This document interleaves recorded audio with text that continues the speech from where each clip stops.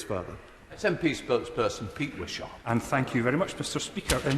The Leader of the House should be thoroughly embarrassed about his ridiculous comments from Business Questions last week when he suggested that Tory MPs are protected from COVID because they have a more convivial, fraternal spirit.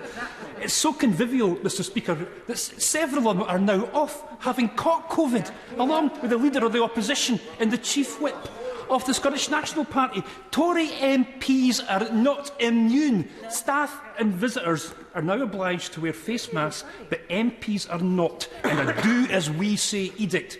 But progress has been made, and my campaign to get them to mask up is beginning to bear fruit. More of them are actually starting to care about colleagues and members of staff by wearing a face mask, and I welcome that. But I note that the Leader of the House's Fizzog remains unadorned from this modest disease-stopping piece of cloth. He's got a perfectly good Union Jack face covering. For goodness sake, man, put it on. Be the Leader of the House, not the Libertarian of the House.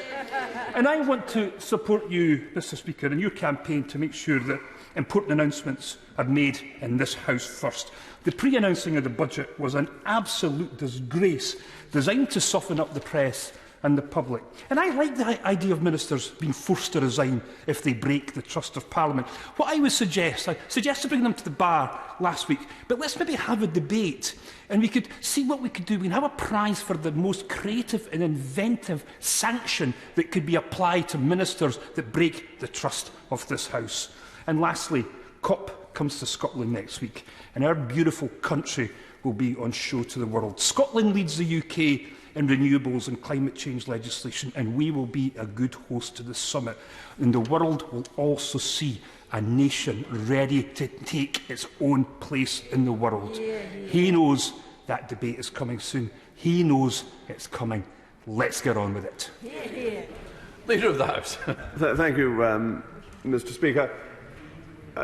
One does like to think sometimes of what dinner must be like in the household of the Honourable Member for Perth and North Perthshire, because everything is a disgrace, it is an outrage, it is shocking. The sound and fury that enthuses the Honourable Gentleman whenever he gets to the chamber allows no time for nuance, for things being degrees of acceptableness or not being favourable. It is always this absolute outrage, which fortunately I answered entirely in my answer to the Honourable Lady, the Shadow Leader.